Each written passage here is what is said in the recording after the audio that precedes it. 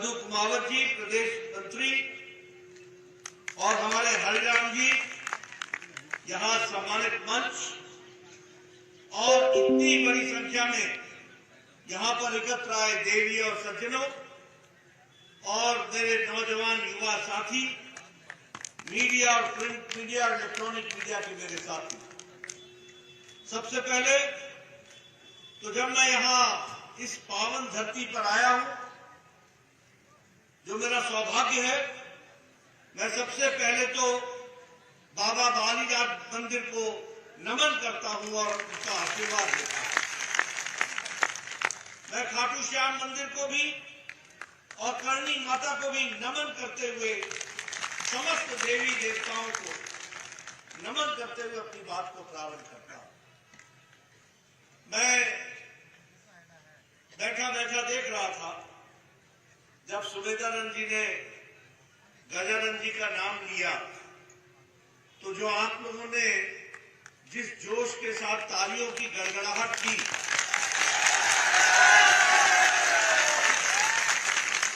वह राजनीति में बता देता है कि इस ताली की गर्मी में कितनी ताकत है।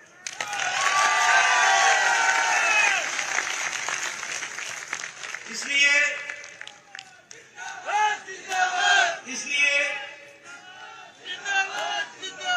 आप लोगों ने गजानंद जी को 25 तारीख को कमल के बटन पर दबाकर आपने इन्हें जयपुर भेजने का निर्णय ले लिया है।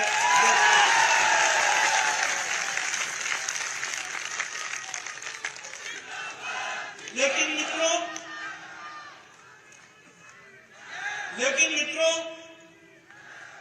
ये सिर्फ गजानंद जी को जयपुर भेजने का ही मकसद नहीं है। हमारा मकसद गजानंद जी के माध्यम से राजस्थान के आने वाले 5 साल में तकदीर और तस्वीर को बदलने का हमारा लक्ष्य है।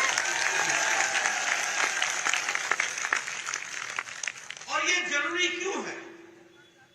ये जरूरी इसलिए है कि अशोक गहलोत की सरकार ने पिछले 5 साल में राजस्थान, जो पगड़ियों के लिए अपना सर्वस्व लुटाने वाला राजस्थान,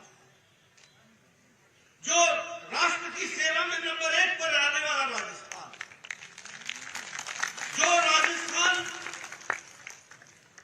योद्धाओं का राजस्थान, जो राजस्थान देशभक्तों का राजस्थान, जो राजस्थान संतों का राजस्थान, जो राजस्थान समाज के परिवर्तन लाने में अग्रगणी भूमिका अदा करने वाला राजस्थान, उसको पिछले 5 साल में अशोक गहलोत की सरकार ने ग्रहण लगा दिया। ग्रहण बताइए, ग्रहण लगाया कि नहीं लगाया? और ग्रहण हटाने का समय कौन सा है मालूम है आपको? 25 तारीख को ग्रहण हटा देना और गजानंद को जयपुर भेजना। इस बात को आप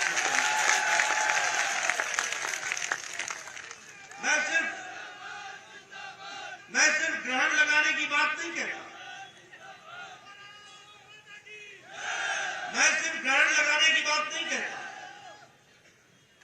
मैं जब ग्रहण लगाने की बात बोलता हूं तो एक बात और बताता हूं। जहां कांग्रेस होगी वहां भ्रष्टाचार होगा। जहां कांग्रेस होगी वहां घपलेबाजी होगी। जहां कांग्रेस होगी वहां महिलाओं पर अत्याचार होगा। जहां कांग्रेस होगी वहां व्यभिचार होगा। जहां कांग्रेस होगी वहां लूट होगी। जहां कांग्रेस होगी वहां घोटाला होगा। और जहां भारतीय जनता पार्टी होगी वहां विकास होगा। जहां भारतीय जनता पार्टी होगी वहां तरक्की होगी। जहां भारतीय जनता पार्टी होगी वहां महिला सम्मान होगा। जहां भारतीय जनता पार्टी होगी वहां महिलाओं को स्वावलंबन की ओर ले जाने का रास्ता होगा। और जहां भारतीय जनता पार्टी होगी वहां युवाओं को उनकी आकांक्षाओं को पूरा करने का रास्ता होगा और जहां भारतीय जनता पार्टी होगी वहां किसान सशक्त हो। अब आप बताओ, आपने कांग्रेस के जमाने में सुना कि नहीं सुना कि उन्होंने पनडुब्बी का घोटाला किया कि नहीं किया? आप बताओ, उन्होंने हेलीकॉप्टर का घोटाला किया कि नहीं किया? आप बताओ, उन्होंने 2G का घोटाला किया कि नहीं किया? आप बताओ, उन्होंने कोयला का घोटाला किया कि नहीं किया? आप बताओ, उन्होंने चावल का घोटाला किया कि नहीं किया?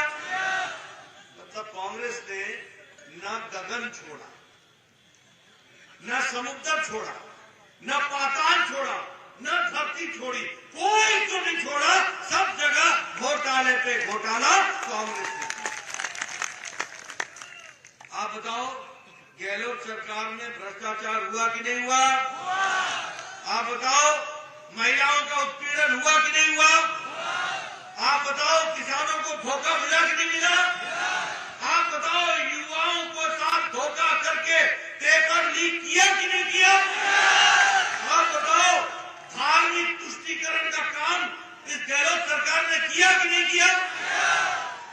मित्रों, जब मैं भ्रष्टाचार की बात बोलता हूं तो गहलोत सरकार ने तो वृद्धा पेंशन में भी घोटाला कर दिया।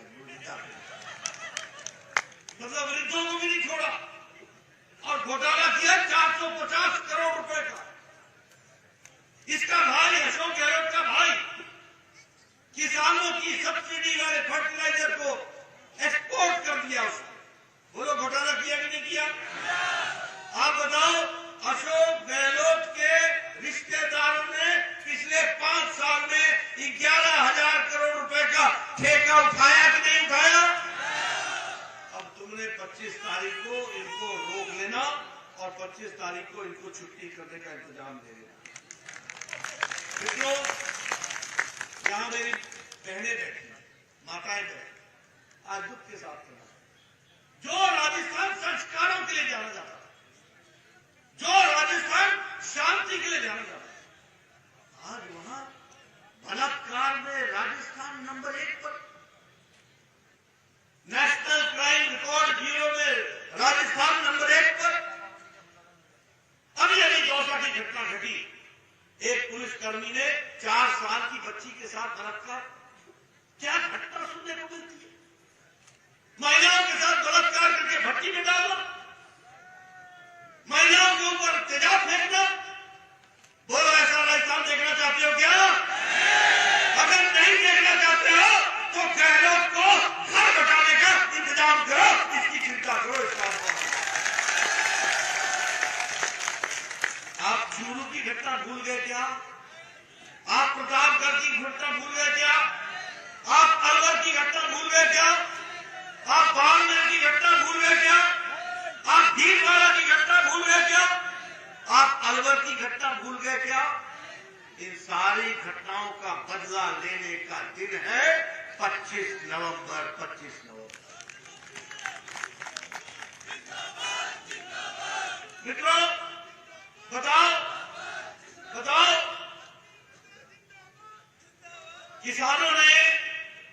किसानों को अशोक गहलोत ने वायदा किया था कि नहीं किया था कि हम कर्जा माफी करेंगे?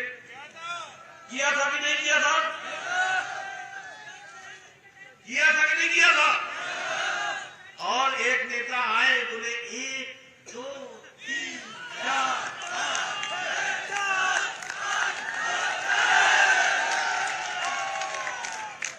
अब इनको आपने 25 तारीख को क्या करना है? ये 10 गिनने वाले क्या होते हैं मालूम है ना? आज 19,400 किसानों की भूमि कुर्क हो गई। 19,400 किसान। इनसे बदला लेना है कि नहीं लेना है? लेने का तरीका एक ही है और वो है कि आप इनको घर बैठाइए और गजानंद को जयपुर भेजिए। इसकी आपका मित्रों, धार्मिक उन्माद की बात करें। कभी सोचा था कि राजस्थान की धरती पर ये नारे लगेंगे, सब तन से जुदा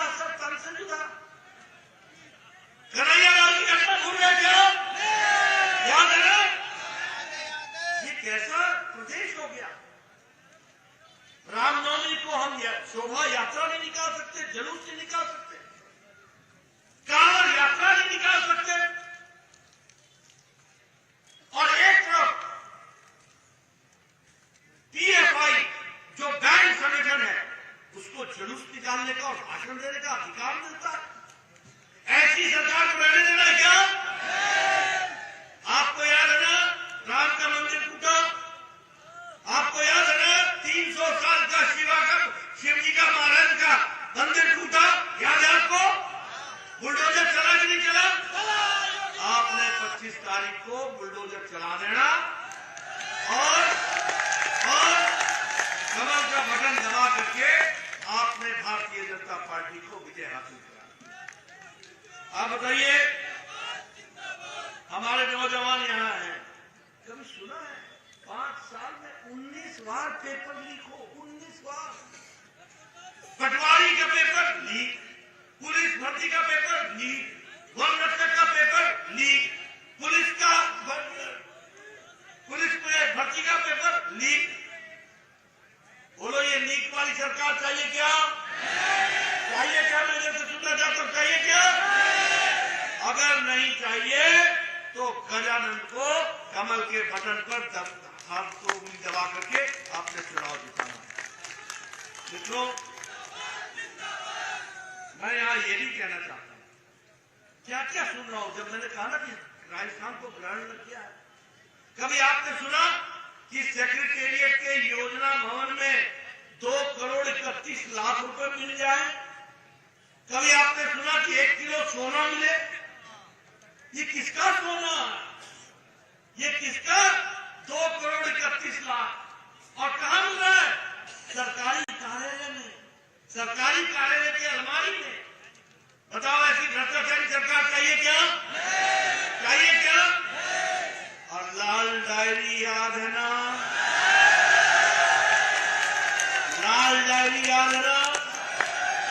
ये लाल डायरी 25 तारीख को 3 तारीख को निकलेगी बाहर, और जो उसमें नाम होंगे ना वो सब अंदर होंगे। ये भी आपने मित्रों, मैं यहां ये भी कहना चाहता हूं, आपको मैंने भ्रष्टाचार की तस्वीर दिखा, लेकिन आप मानते हैं कि नहीं मानते हैं कि मोदी जी के राज में देश तरक्की किया है, बढ़ा है, आगे विकास हुआ है।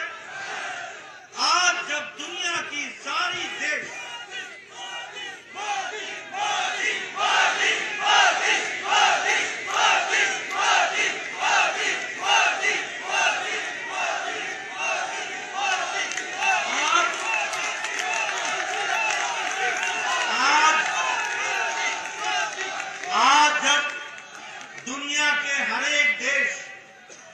कोरोना की मार के बाद और यूक्रेन के युद्ध के बाद सभी देशों की आर्थिक व्यवस्था लड़खड़ा गई। क्या अमेरिका, क्या ऑस्ट्रेलिया, क्या जापान, क्या यूरोप, क्या रशिया, सबकी अर्थव्यवस्था लड़खड़ा गई। लेकिन मोदी जी के नेतृत्व में भारत ने 11वें नंबर से ब्रिटेन को पछाड़ते हुए 5वें नंबर की अर्थव्यवस्था भारत में।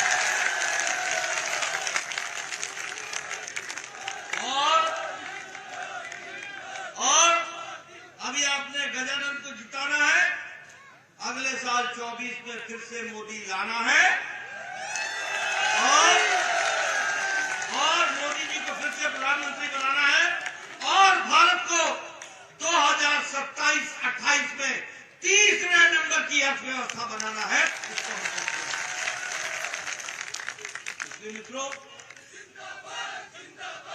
आप बताइए, प्रधानमंत्री गरीब कल्याण अन्न योजना में मोदी जी ने 5 किलो चावल, 5 किलो दाल, 5 किलो गेहूं, 1 किलो दाल दिया कि नहीं दिया? दिया कि नहीं दिया? 80 करोड़ की जनता को मुफ्त में राशन पहुंचाया कि नहीं पहुंचाया? इसका फर्क ये पड़ा कि आज भारत में इंटरनेशनल मॉनिटरी फंड बोलता है कि 13.5 करोड़ लोग भारत के गरीबी की रेखा से ऊपर आ गए हैं। ये भारत की बात है। इस बात में हम नंबर 2 पर खड़े हैं। मार्केट में हम नंबर 3 पर खड़े हैं। इस दिवाली में 11 लाख से ज्यादा गाड़ियां खरीदी गई हैं और 55 लाख से ज्यादा मोटरसाइकिल खरीदे गए। यह है आर्थिक विकास जिसको हमको समझना होगा। आज से 9 साल पहले आपके हाथ में जो मोबाइल होता था उस पर लिखा होता था मेड इन चाइना। आज जो आपके हाथ में मोबाइल है उस पर लिखा है मेड इन इंडिया।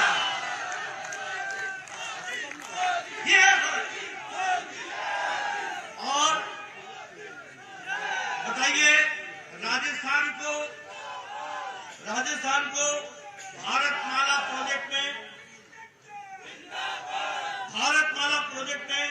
44,000 करोड़ रुपए की दे करके एक्सप्रेस वे बनाने का काम चल रहा है कि नहीं चल रहा है? दिल्ली से मुंबई तक और दौसा से होते हुए जाने का वो बन रहा है कि नहीं बन रहा है? उसका लोकार्पण भी किया प्रधानमंत्री जी ने किया ना? आप बताइए, सीकर को नया मेडिकल कॉलेज मिला ना? आप बताइए, सीकर को नई यूनिवर्सिटी मिली ना? ये सब आपको मोदी जी के प्रधानमंत्री काल में मिला। और मैं अब आपको बताता हूं, वंदे अमृत भारत में जो 300 से ज्यादा रेलवे स्टेशन अच्छे बन रहे हैं उसमें से सीकर का रेलवे स्टेशन भी है। और 2 साल में आपको जब आप जाओगे और रेलवे स्टेशन को देखोगे तो आपको पता ही नहीं लगेगा कि ये रेलवे स्टेशन है या एयरपोर्ट है। ऐसा वर्ल्ड क्लास का रेलवे स्टेशन। 9 साल पहले 14 ट्रेनें आती थी, आज 49 ट्रेनें आती हैं। 9 साल पहले नैरो गेज था, ठीक बोल रहा हूं मैं सुधानंद जी? मीटर गेज था, आज वो ब्रॉड गेज हो गया। 9 साल पहले राजस्थान में डीजल के इंजन चलते थे, आज राजस्थान में रेलवे में 75% इलेक्ट्रिफिकेशन हो गया है। इलेक्ट्रिफिकेशन बोलो, विकास करके दिया कि नहीं दिया? अब आपको मैं बताता हूं, रोजगार की दृष्टि से पिछले 6 महीने में प्रधानमंत्री जी ने निर्णय लिया है कि 10 लाख लोगों को सरकारी नौकरी के लिए हाथ में उनके हम अपॉइंटमेंट लेटर थमाएंगे। और 6 लाख लोगों को मोदी जी ने हाथ में अपॉइंटमेंट लेटर थमा करके सरकारी नौकरी दी। 6 लाख। और अब मैं बताना चाहता हूं कि आप भारतीय जनता पार्टी की सरकार लाएंगे, 2.5 लाख लोगों को, नौजवानों को 5 साल में हम नौकरी देंगे। ये भी हम आपको विश्वास दिलाते हैं। मित्रों, यहां ये भी मैं बताना चाहता हूं कि अभी आपको प्रधानमंत्री किसान सम्मान निधि में साल का 6,000 रुपए मिलता है किसानों।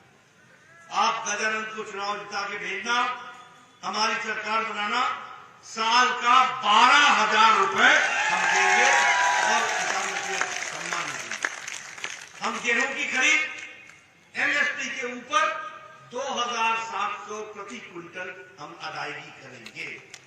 और उसी तरीके से जिन किसानों की जमीन 19,400 किसानों की जमीन जो गहलोत सरकार ने कुर्क की है, हम कंपनसेशन नीति बना करके हम उनको न्याय दिलाएंगे और उनको न्याय दिलाएंगे। इस बात की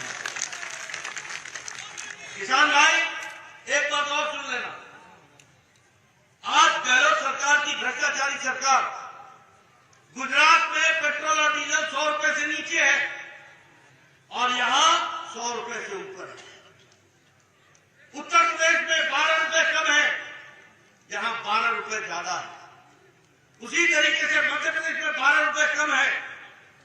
यानी किसानों के साथ भी डीजल में धोखा हो रहा है। मैं आपको विश्वास करता हूं, सबसे महंगा पेट्रोल है तो राजस्थान में, सबसे महंगी में बिक रहा है डीजल तो राजस्थान में। आप गजानंद जी को चुनाव जिता के भेजो, हम फिर से इसकी समीक्षा करेंगे और आपको न्याय दिलाएंगे, पेट्रोल और डीजल सस्ता करेंगे। ये भी बात